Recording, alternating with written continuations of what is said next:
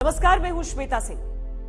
भारत के संविधान की रचना आज से 70 साल पहले हुई थी, लेकिन आज जितनी चर्चा संविधान की होती है उतनी पहले कभी नहीं हुई। इसीलिए हमने आज तक पर एक सीरीज की शुरुआत की है, जहां संविधान को लेकर आपके मन में जो भी प्रश्न होगा, जो पूरी कहानी है, संविधान किस तरीके से बना, किस तरीके से उसे रचा गया, कैसे और क्यों सारे प्रावधान आए, वो सारी कहानी हम आपको सुनाएंगे। क्योंकि संविधान किसी भी देश की सबसे महान और पवित्र किताब होती है। संविधान जिसके हर शब्द में कोई देश अपने भविष्य को देखता है। आईन वो आईना है जिसमें कोई भी मुल्क अपना मुस्तकबिल संवारता है। यह भारत का संविधान है। बड़ी मुद्दत के बाद, बड़े संघर्ष, बड़े जज्बातों के ज्वार से गुजर कर निकला हुआ संविधान है।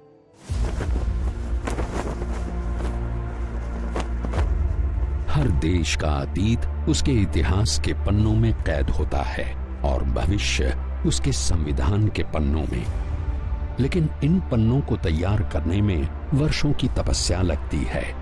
हौसलों की रोशनाई से लिखे उम्मीदों के ग्रंथ का नाम है संविधान।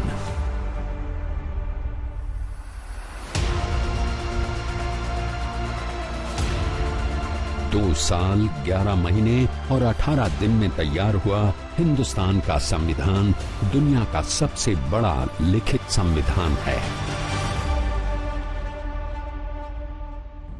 उस समय वो लोग जो चाहते थे कि ये हमेशा हमेशा के लिए एक ऐसी पुस्तक होगी जिससे बढ़कर कोई हमारी सामाजिक व्यवस्था में कोई पुस्तक नहीं होगी, तो इस पुस्तक को ऐसा बनाएं जिसको हर व्यक्ति समझ सके।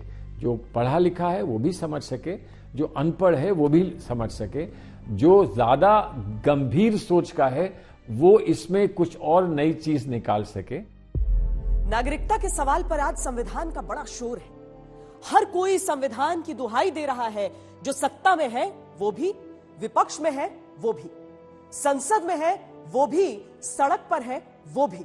ऐसे में आप भी जानना चाहते होंगे कैसे बना भारत का संविधान। कौन थे वो लोग जो वर्तमान की मुट्ठी में कैद भविष्य की आहट को भांप लेते थे? कौन थे वो मसीहा जिन्होंने सदियों की गुलामी से मुक्त एक देश को नई जिंदगी देने का बीड़ा उठाया और वो खूबसूरत किताब हमारे हाथों में सौंप कर गए, जिसके पन्ने पन्ने पर भारत की परंपरा भी है, भारत की पहचान भी है, अतीत से जुड़ाव भी है, भविष्य के सुनहरे सपने।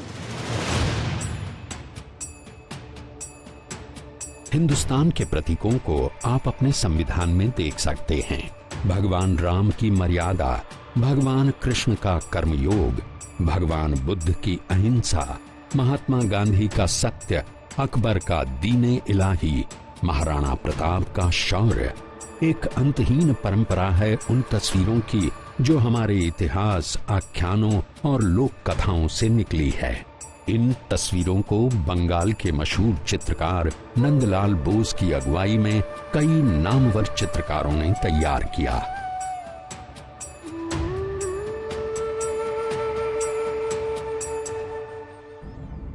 नंदलाल बोस जो फेमस पेंटर थे, उनको कहा गया इसमें आकृतियां भरो। हाँ सर, आकृतियां। और उन्होंने आकृतियां भरी। और ये देखिए, इसमें ये देखिए, ये है director principle of state policy. भगवान कृष्ण अर्जुन को गीता का उपदेश दे रहे हैं। अब आपको दिखाता हूं फंडामेंटल राइट के ऊपर, वो भी बहुत रोचक है। फंडामेंटल राइट के ऊपर क्या है आप देखिए। प्रभु राम सीता के साथ, लक्ष्मण के साथ अयोध्या से लौट रहे हैं।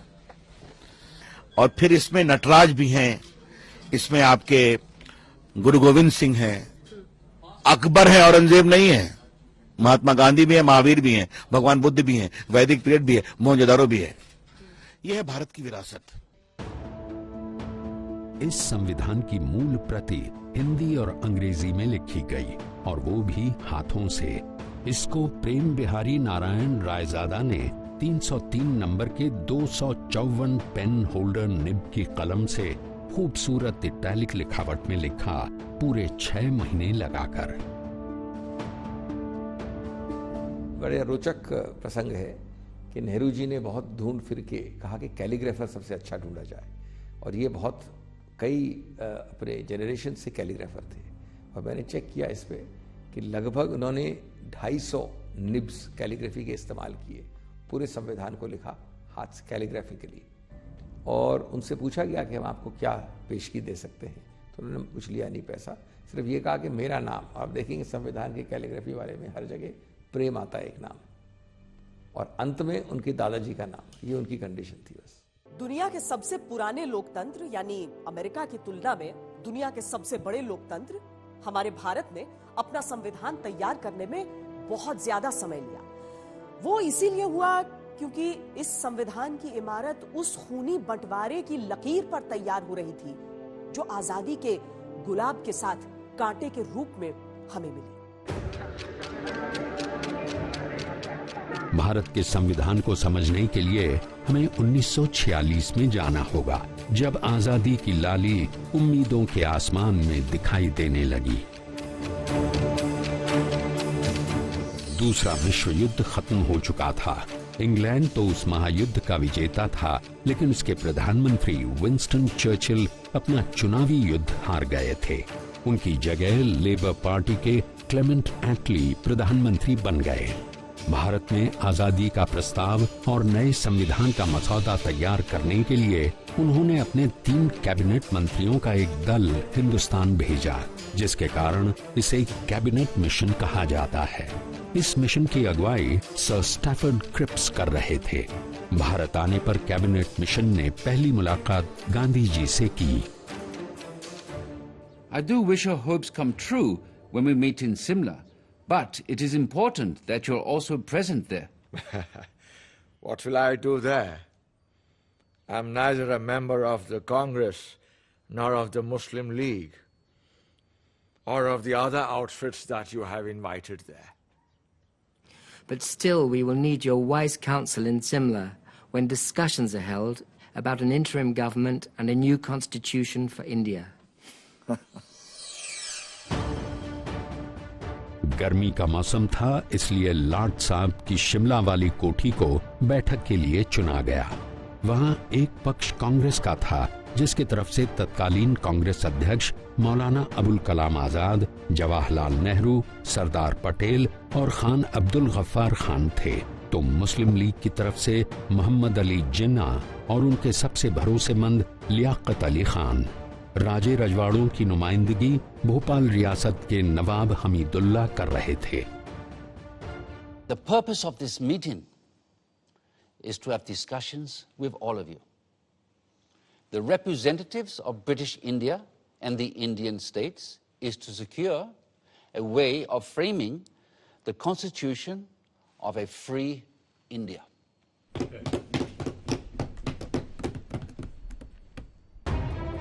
एक संविधान की बात से ये आशा जगी कि देश एक होगा।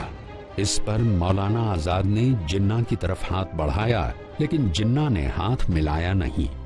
वैसे भी वो आजाद को गद्दार मुसलमान मानते थे, लेकिन आजाद ने नए मुल्क का आईन तय करने के लिए संविधान सभा की बात उठा दी। मैं और मेरे साथी इस वक्त यहाँ पूरे हिंदुस्तान की आजादी की पेशकश लिए मौजूद हैं। बाकी मसाइल दोयम है जो हम बाद में भी तय कर सकते हैं। अपनी कॉन्स्टिट्यूएंट असेंबली में जो जमा होगी एक आजाद हिंदुस्तान के ख्वाब की ताबीर करने के लिए। Dreams that may turn into nightmares for the Muslims of this country if we allow the Congress to have its way. That's why it's imperative that we Muslims of India have our own group of states that may decide its own constitution. What are the groupings you have in mind, Mr. Jinnah? All the Muslim majority states like Sindh, Punjab, Balochistan, and Northwest Frontier Province will form the first group. And the states of Assam and Bengal will be in the second group. Mr. Jinnah, if, as you suggest, these groups separate from the body of India, but then pray tell us, what is left for the Constituent Assembly to make laws for? The rest of India in the center and the south? And what happens to the princely states? Well, they can have their own constituent assemblies. This is not acceptable to us. We are here to discuss the fate of a united India, not to break India into pieces. And if this is the purpose of this mission, I'm afraid we have no business being here. जिन्ना जी की मुख्य मांग थी grouping, यानी 6 प्रदेशों का एक group बना दो, 8 का एक ग्रुप बना दो, 10 का एक ग्रुप बना दो। तो इस प्रकार से 3, 4, 5 ग्रुप हो जाएंगे प्रदेशों के, 10, 10, 8, 8, 7, 7। जिन्ना जी का तो खैर धार्मिक रूप से था ग्रुपिंग करने का, और वो प्रदेश एक मिनी देश की तरह चलेगा। यही तरीका था जिन्ना की जिद को मानने का। जिन्ना की जिद तो यहां तक चली गई थी, एक बड़ा अच्छा प्रसंग उन्होंने कहा कि मैं तो गणतंत्र भी नहीं मानता, लोकतंत्र नहीं मानता। क्यों? क्योंकि लोकतंत्र मतलब होता है परिभाषा बहुमत, और बहुमत होगा तो हिंदू भारी पड़ेंगे माइनर अल्पसंख्यक पे, इसलिए मैं नहीं मान सकता। उनकी इस जिद को अकोमोडेट करने के लिए 2 विकल्प थे, पार्टीशन जो अंततः हुआ, और या ये लूज कन्फेडरेशन। गुस्साए पटेल बैठक से उठकर चले गए। अगले दिन फिर बैठक शुरू हुई तो मौलाना आजाद ने आजादी और एकता की फिर से दुहाई दी।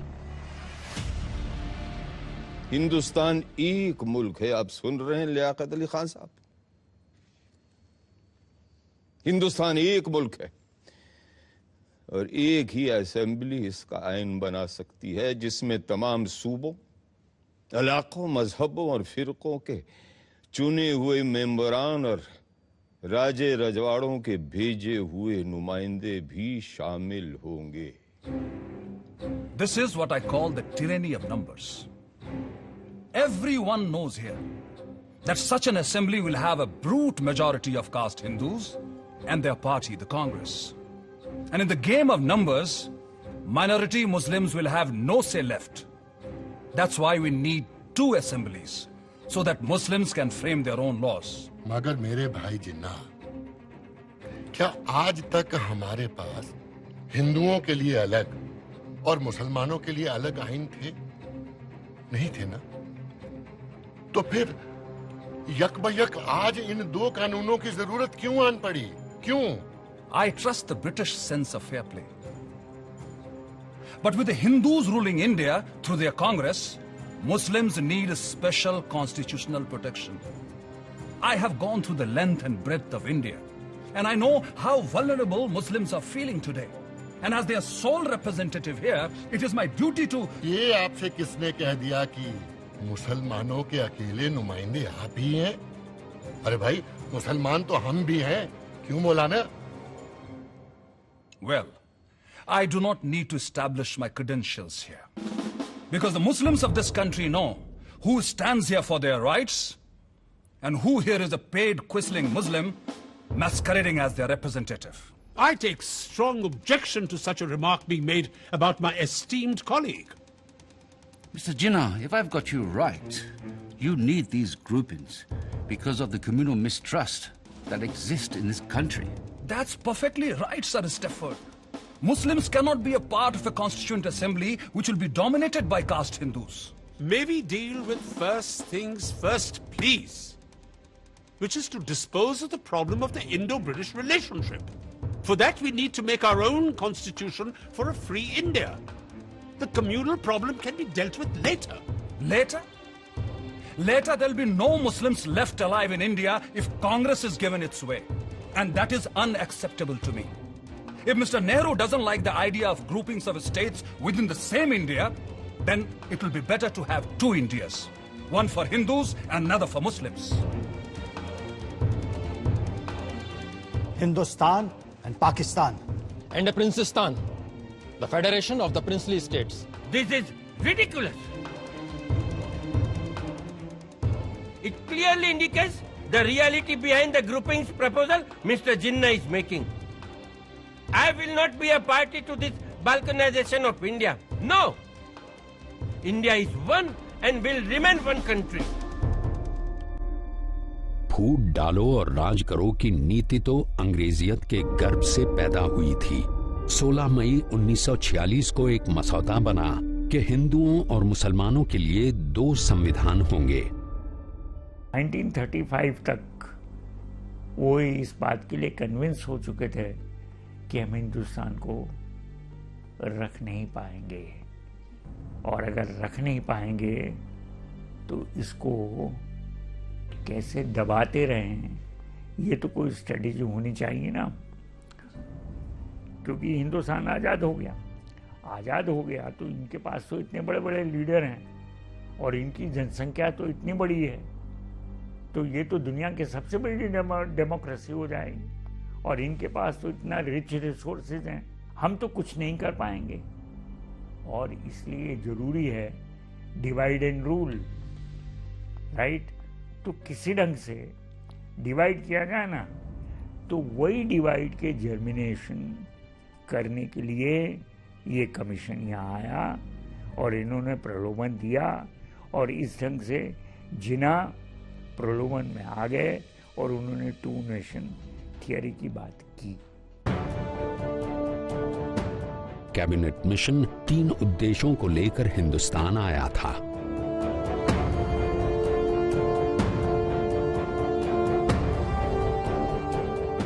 एक, भारत के निर्वाचित प्रतिनिधियों और देसी रियासतों से बातचीत करके उनको संविधान बनाने के तरीके पर रजामंद करना।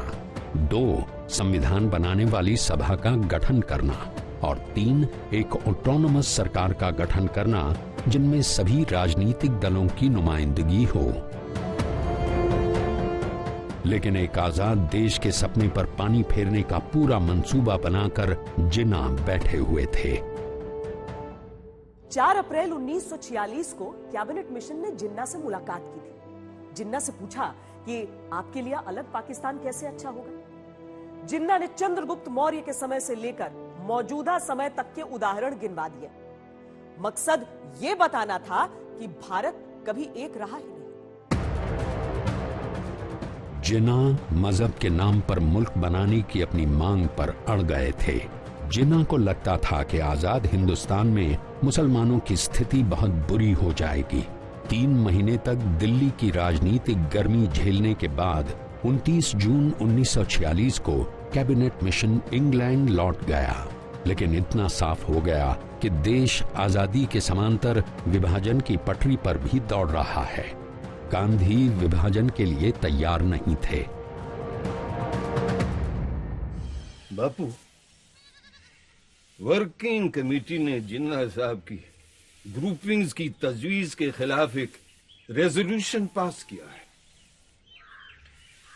दी Congress working committee agree that the groupings will hinder the concept of a united India and rejects any such demands put by external pressures which will hinder the working of any body constituted to decide the future of an independent country. There should be a sovereign body for the purpose of drafting the Constitution, and it must be unhindered by any external authority. ये है हमारा दस्तावेज बाबू। हम अपने देश का बंटवारा कभी कबूल नहीं कर सकते। अंग्रेजों ने हमारे साथ चाहे कुछ भी किया हो, उनके कैबिनेट मिशन ने अपना काम पूरा कर लिया है और अब उन्हें जल्दी है कि वो हमारी छाती से उतरें और जाएं। अब ये हम पर है कि हम कैसे अपनी इस दुखी अभागी धरती को सुखी और भाग्यशील बनाएं।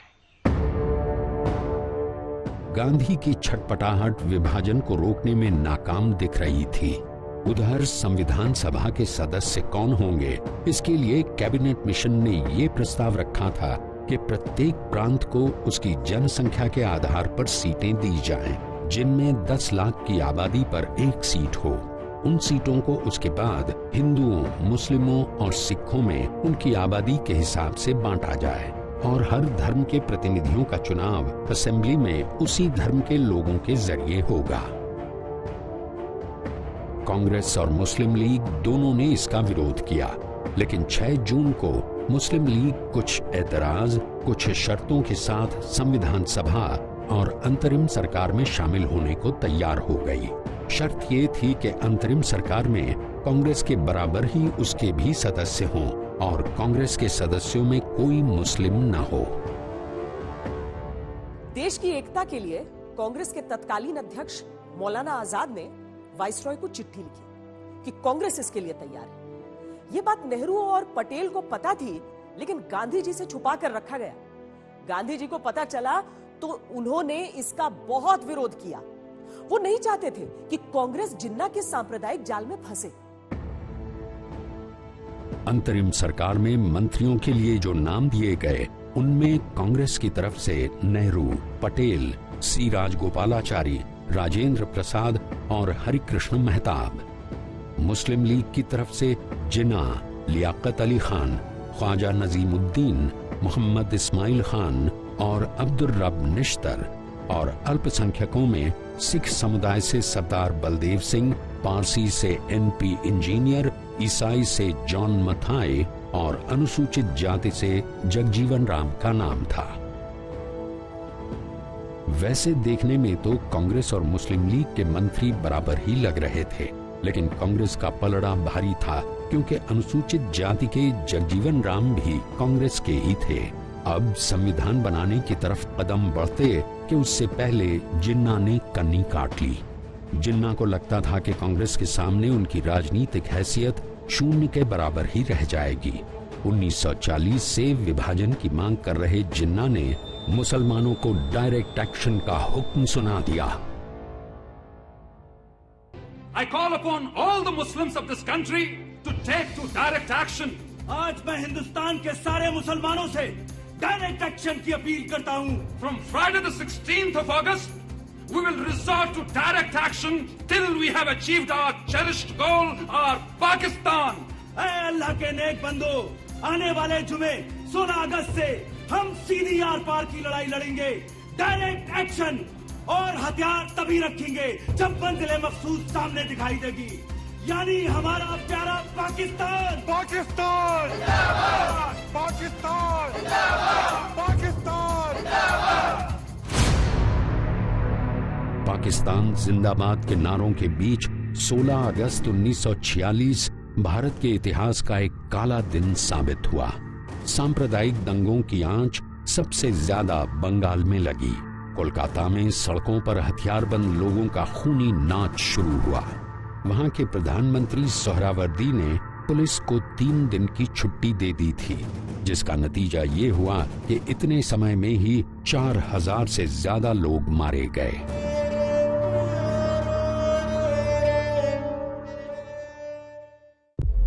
जिन्ना की महत्वाकांक्षा भारत की मुकम्मल आजादी पर भारी पड़ने लगी।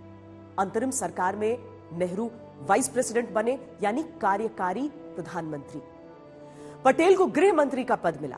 थोड़े अगर मगर के बाद मुस्लिम लीग के लियाकत अली वित्त मंत्री बन गए, लेकिन जिन्ना सरकार में शामिल नहीं हुए क्योंकि उनको नेहरू से छोटा तो दूर बराबर का भी पद मंजूर नहीं था।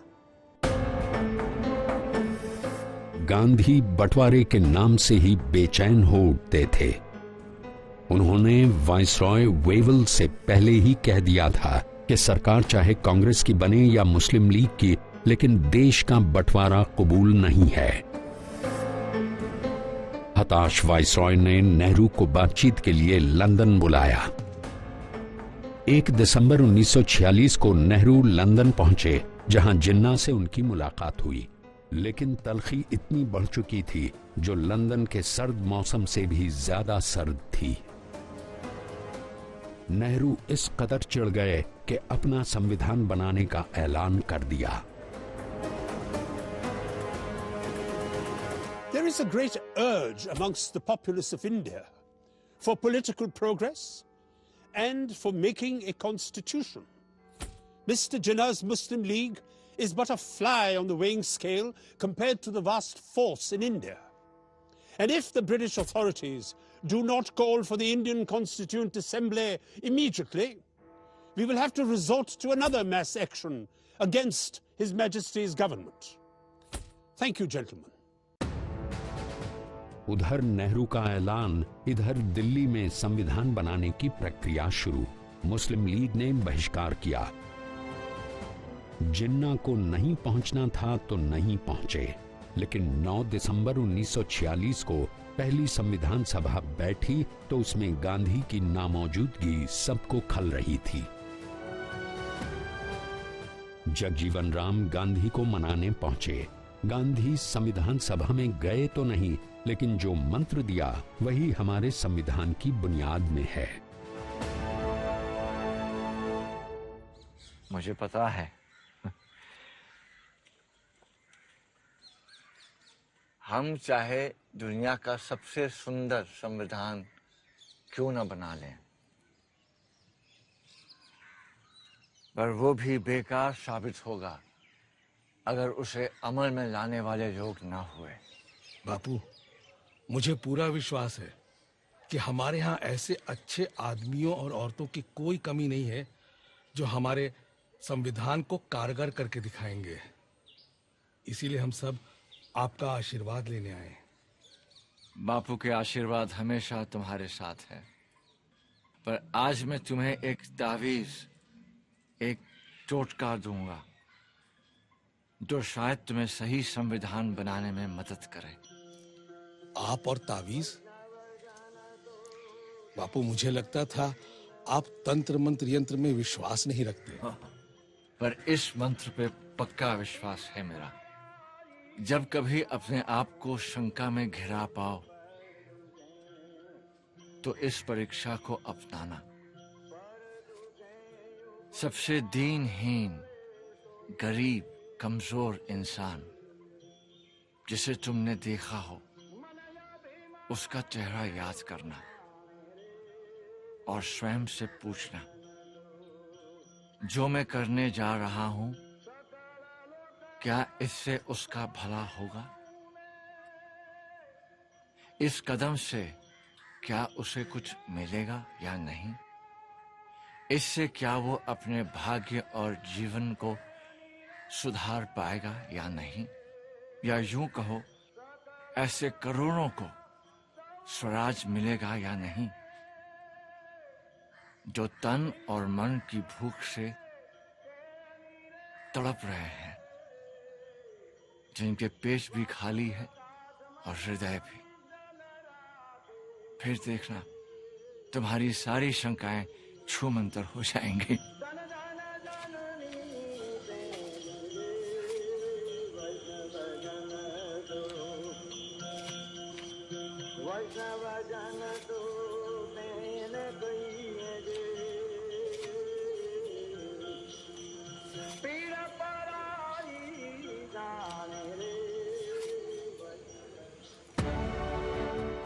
सच्चिदानंद सिन्हा कार्यकारी अध्यक्ष बने, लेकिन जल्द ही डॉक्टर राजेंद्र प्रसाद को अध्यक्ष चुन लिया गया।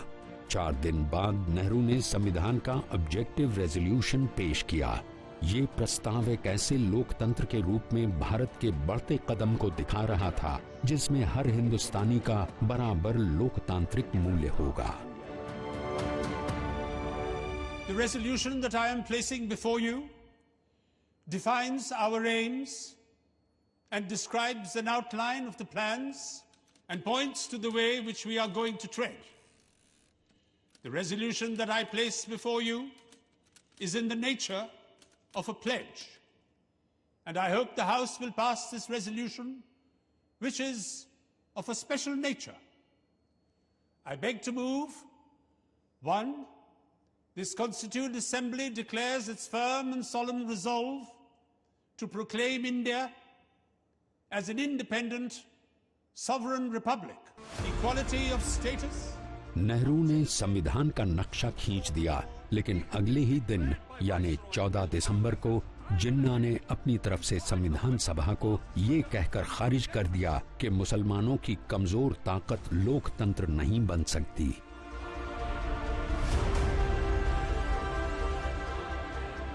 जिन्ना अगर कौम की ताकत पर उछल रहे थे तो एक ताकत उनको इंग्लैंड के पूर्व प्रधानमंत्री विंस्टन चर्चिल से भी मिल रही थी। 11 दिसंबर 1946 को लंदन में इन दोनों की एक सीक्रेट मीटिंग हुई, एक गुप्त मुलाकात हुई। इसमें चर्चिल ने पाकिस्तान बनाने में समर्थन का वादा किया जिन्ना को, मुस्लिम लीग और जिन्ना के बगैर ही संविधान सभा की बैठक शुरू हो गई। संविधान सभा के अध्यक्ष डॉक्टर राजेंद्र प्रसाद की छवि एक विद्वान बैरिस्टर की ही नहीं बल्कि एक निरपेक्ष अंपायर की भी थी।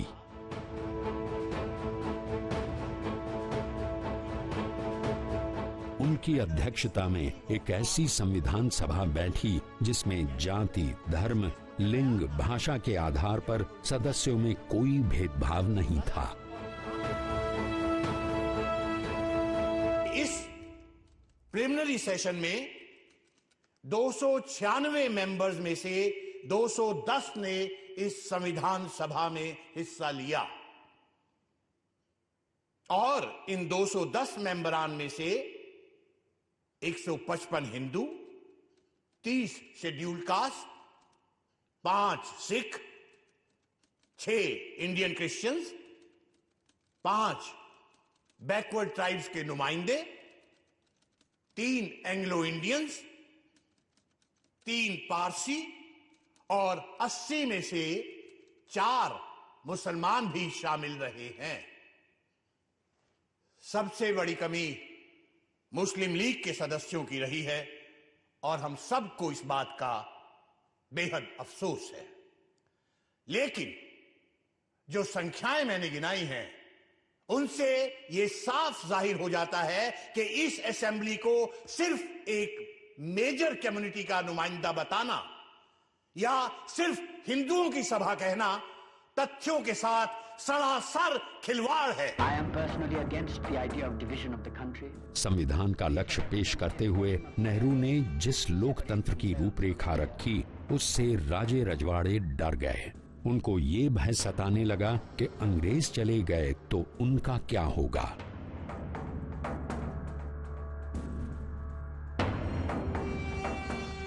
इसी बीच ब्रिटेन के प्रधानमंत्री एटली ने लॉर्ड माउंटबेटन को नया वाइसरॉय बना दिया।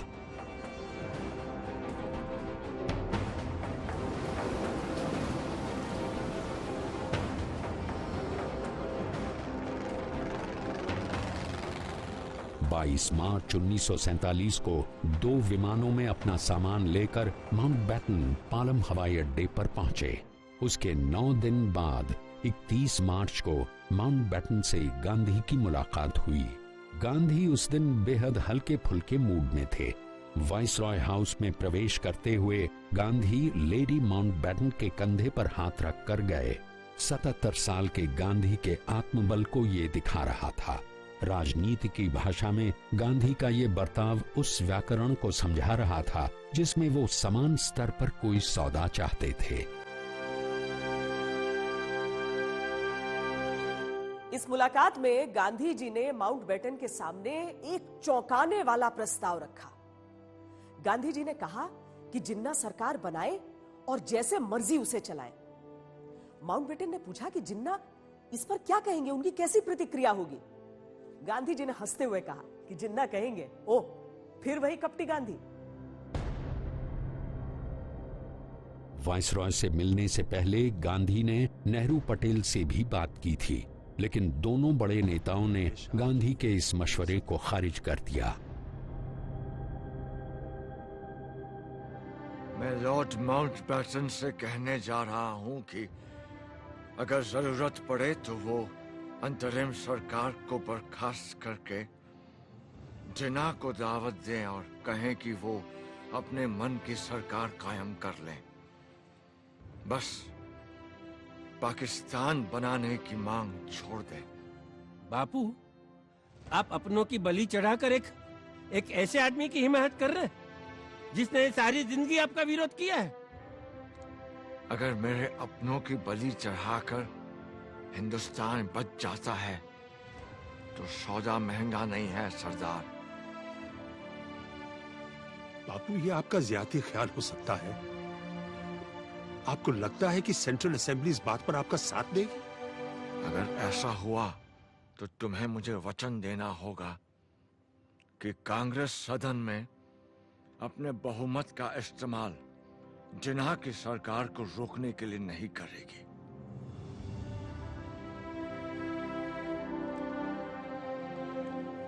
बाबू, मैं हमेशा आपकी बड़ी इज्जत करते आया हूं, लेकिन अब आपकी बात मुझे अजीब लग रही है। फर्ज कीजिए हमने जबान दे भी दी, तो आपको क्या लगता है कि जिन्ना साहब एक पल भी कांग्रेस का यकीन करेंगे? और फिर सदन में इतने सारे लोगों को समझाना क्या आसान होगा कि आप सारे के सारे चुपचाप हाथ पर हाथ धरे तमाशा देखते रहो कि कैसे जिन्ना जैसे तानाशाह की मनमर्जी चलती है? ना ना ना, ऐसे पागलपन के स्वांग में हिस्सा लेने के बजाय मैं सभा से इस्तीफा देना पसंद करता हूँ। बापू, लॉर्ड माउंटबेटन खुद जानते हैं कि इन हालात में मुस्लिम लीग को सरकार बनाने देना बिल्कुल फजूल की बात होगी। शायद आप लोग बेहतर समझते हैं, वैसे भी मेरे जैसे बूढ़े का यहाँ क्या काम? मुझे तो बिहार और बंगाल में होना चाहिए,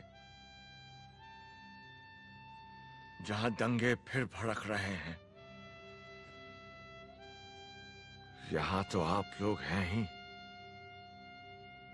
दिल्ली संभालने के लिए।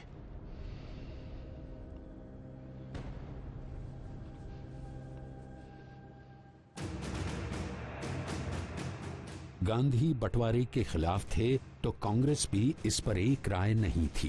कांग्रेस की बैठक में नेहरू, पटेल और गोविंद वल्लभ पंत जैसे नेताओं ने बंटवारे का समर्थन किया, लेकिन मौलाना आजाद और पुरुषोत्तम दास टंडन ने विरोध किया।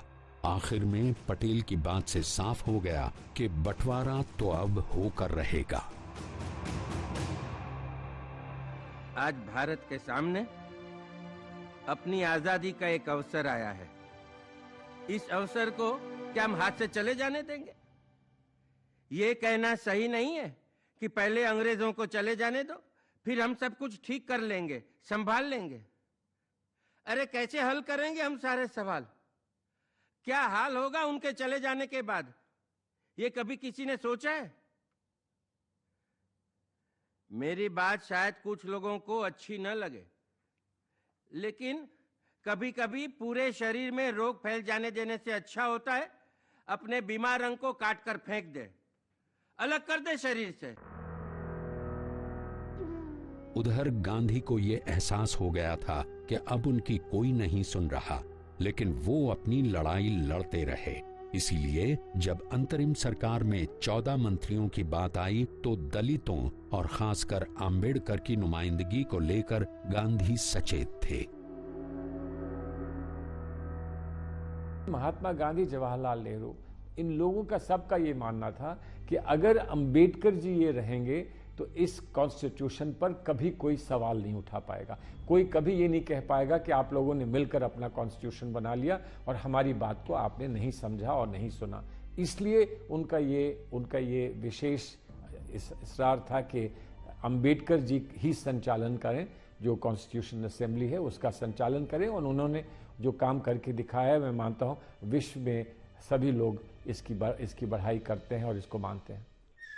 असली इम्तिहान तो अब आएगा जवाहर, जब हमें अपनी सरकार बनानी और चलानी पड़ेगी। हम तैयार हैं बापू। सरदार के साथ मिलकर मैंने एक लिस्ट भी तैयार कर ली है। बस हमने अपनी लिस्ट में ऐसे किसी को नहीं रखा है जो हमारी सोच का हिमायती न हो और जो अब तक अंग्रेजों का चाटुकार रहा हो। सरदार, हो सकता है कि कुछ लोगों ने ऐसा किया हो, पर अंग्रेजों की सेवा करके वो हमारे दुश्मन तो नहीं बन जाते हैं ना। वो भी आखिरकार हिंदुस्तानी ही है, और अगर अब उन्हें मौका मिलेगा तो वो हिंदुस्तान के लिए भी अपना हुनर दिखाएंगे। ठीक बात है बापू। कैबिनेट के 14 लोग छांटते वक्त हमें और किसी बात को नहीं, सिर्फ हुनर को तरजीह देनी चाहिए। एक और बात का ख्याल रखना होगा आपको। 14 में से 7 लोग ऐसे हों जो कांग्रेस के ना हो,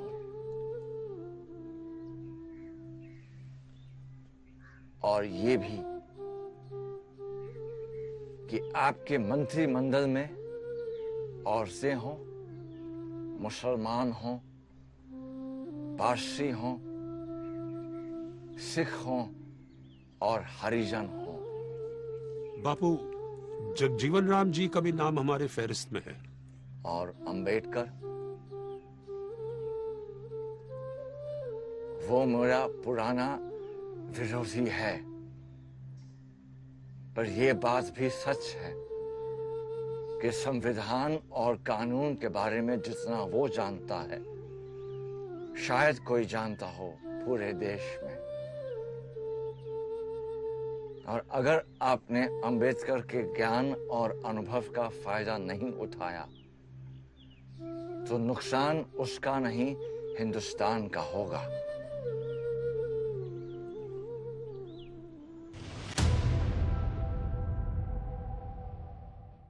गांधी की कोशिश और सुझाव से ही अंबेडकर को संविधान की ड्राफ्टिंग कमेटी का अध्यक्ष बनाया गया।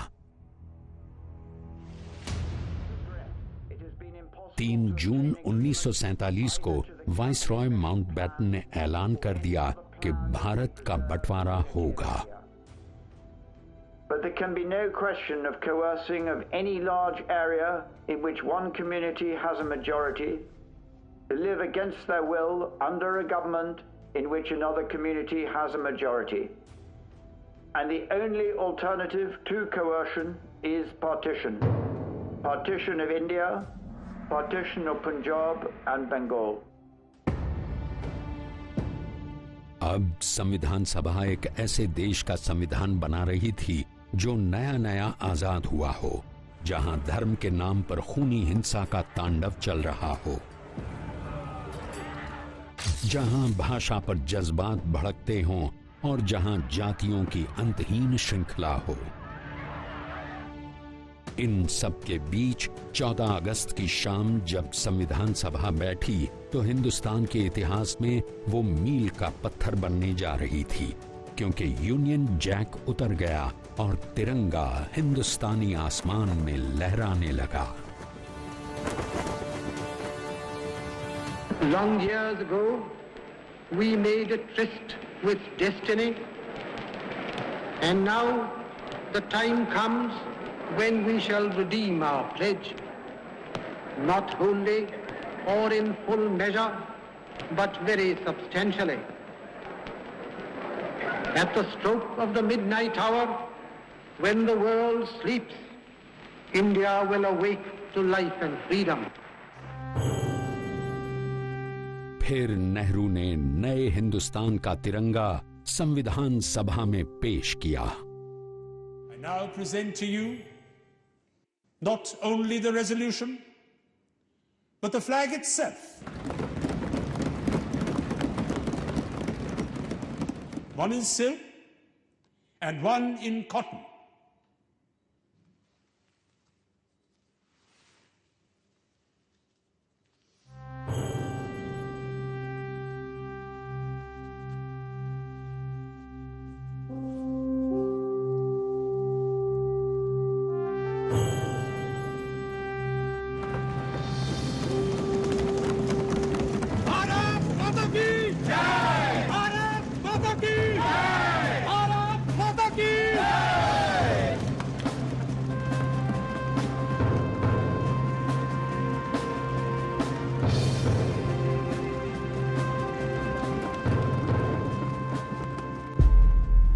तिरंगे ने संविधान सभा के हर सदस्य को भाव विह्वल कर दिया। वो तिरंगा नई आशा का प्रतीक था, नए हौसले की निशानी था, नियति से मुठभेड़ करके अपना नया भाग्य रचने वाले भारत का सबसे बड़ा संबल था।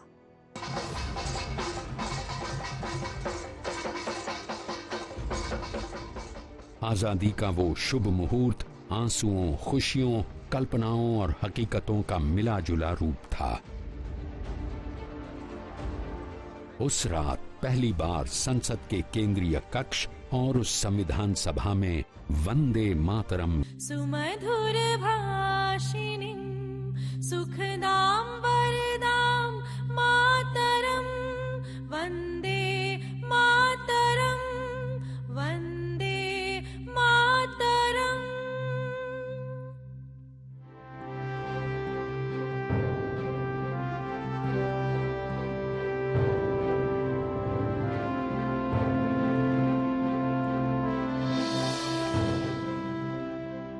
प्रार्थना करती हूँ, इस तिरंगे की छत्र छाया में रहने वालों को सारे सुख और समृद्धि मिले। महिला सदस्यों ने तिरंगा लहराया। फिर अल्लामा इकबाल का गीत सारे जहां से अच्छा हिंदुस्तान हमारा गाया गया और आखिर में गूंजा राष्ट्रगान। लाखों बेगुनाहों को अपनी जमीन, अपने लोग, यहां तक कि अपनी जिंदगी को फना करके चुकानी पड़ी, लेकिन सदियों की दास्ता से मुक्ति देने वाली इस आजादी को संजो कर रखने के लिए संविधान बनाने का काम चल पड़ा था। भारत दुनिया का सबसे बड़ा लोकतंत्र बनने की हर शर्त को पूरा करने के लिए अपना संविधान बना रहा था। तो कैसे उस संविधान में हर नागरिक के मौलिक अधिकारों की बात हुई, कैसे हर हिंदुस्तानी की मर्यादा को जगह मिली, ये सारी बातें अगली बार।